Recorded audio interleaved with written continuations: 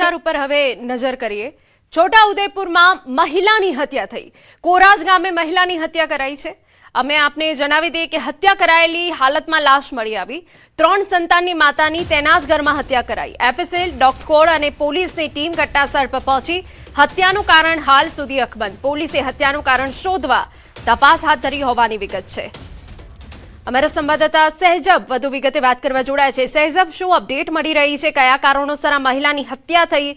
પોલીસે પ્રાથમિક તપાસમાં શું બહાર આવ્યું છે? શું વિગત? जी खास કરીને છોટાઉદેપુરને તેજગઢ ગામે જે એક હત્યા થઈ છે 35 વર્ષની જે મહિલા છે તેઓની ઘરની અંદર મધરાત્રિ હત્યા કરવામાં આવી છે।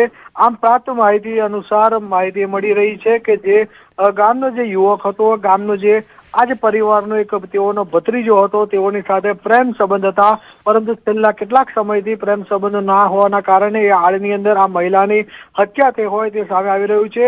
સાથે સાથે આજે પ્રેમને આશંકા રાખીને જેની પર જે હત્યા કરવામાં આવી છે તેઓના 3 સંતાન છે, 3 દીકરીઓ છે।